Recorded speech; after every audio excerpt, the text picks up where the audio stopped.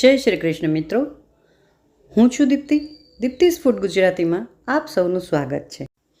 આજે આપણે બનાવીશું ઈદડા એટલે કે વ્હાઈટ ઢોકળા, એ પણ દૂધી નાખીને.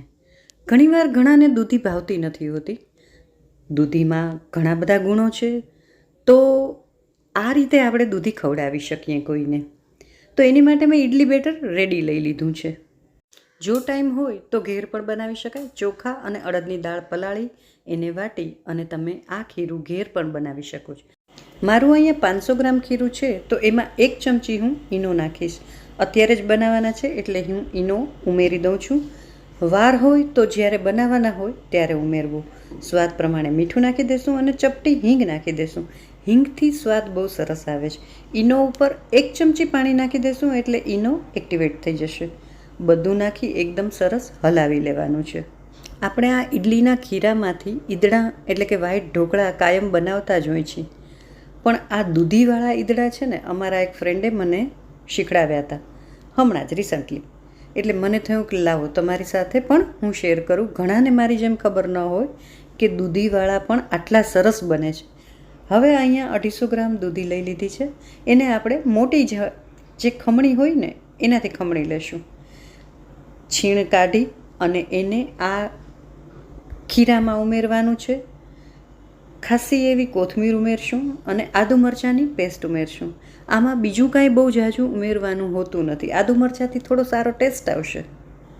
આ ઈદડા આમ પણ બહુ જ સોફ્ટ બનતા હોય છે. એમાં પણ દૂધી ઉમેરવાથી એટલા સરસ બને છે. એકવાર ટ્રાય ખરેખર કરવા જેવી છે. મને તો બહુ ભાવ્યા, સાચે જ. હવે જો આ જ રીતની નવી નવી રેસીપીઓ તમારે જોવી હોય તો મારી ચેનલ જો હજી સુધી સબસ્ક્રાઈબ ના કરી હોય તો એના ઉપર એક ક્લિક કરી દેજો. કરી લીધી હોય તો દિલથી ધન્યવાદ. નવા નવા વિડીયોઝ આવતા રહેશે, તમને પણ મજા આવશે. કંઈક સાથે શીખીશું. સાઈડમાં ગેસ ઉપર સ્ટીમરમાં મેં પાણી ગરમ કરવા મૂકી દીધું છે. હવે સ્ટીમરની થાળી લઈ એને ઓઇલથી ગ્રીસ કરી લેવાની છે અને પછી આ ખીરું એમાં પાથરી દેવાનું છે. તમે ઈદડા કે ઢોકળા આ રીતે દૂધી નાખીને બનાવો છો તો કઈ રીતે? ખીરું ઘરે બનાવો છો કે બહારથી લઈ આવો છો? કમેન્ટ કરીને જરૂર જણાવશો. વિડીયો પૂરો જોઈ અને જો ગમે તો એક લાઈક તો કરજો જ પ્લીઝ. તમારી એક લાઈક મને મોટિવેટ કરે છે, નવા વિડીયો બનાવવાની પ્રેરણા આપે છે, તો એ જરૂર કરજો. અહીં થાળીમાં મેં ખીરું પાથરી દીધું છે. સેજ ટેપ કરી અને સરસ ફેલાવી લેશું. ઉપર થોડો મરીનો પાવડર નાખશું. સ્વાદ બમણો થઈ જશે. સવારમાં ગરમ નાસ્તો હોય કે સાંજે ચા સાથે હોય કે પછી ડિનર હોય, ગમે તેમાં આ વેરાયટી બહુ જ સરસ મજા આવે એવી છે. ચાલો, થાળીને મેં સ્ટીમરમાં મૂકી દીધી છે. જોઈ લઈએ. 15 મિનિટ માટે રાખવાનું છે. 15 મિનિટ થઈ ગઈ છે. હું ચેક કરી લઈશ. આપણા ઈદડા રેડી થઈ ગયા છે. ગેસ ઓફ કરી દઈશું. આ ઈદડા તેલ સાથે ગરમ ગરમ આમ પણ ખાઈ શકાય. આપણે અહીંયા એની માથે બજારમાં મળે છે ને એ રીતનો વઘાર કરશું. એના માટે વઘારિયામાં મેં તેલ લઈ લીધું છે. એમાં ગરમ થઈ જાય ને તેલ એટલે રાઈ, લીમડો, એકદમ ફ્રેશ લીમડો નાખજો, મજા આવશે. 1 સૂકું મરચું નાખશું અને થોડાક તલ નાખીશું.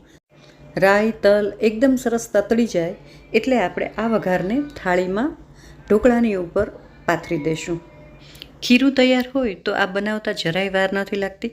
સવારે ટિફિન બોક્સમાં આપવાનું હોય, છોકરાઓને લંચ બોક્સમાં આપવાનું હોય તો ફટાફટ બની જાય છે.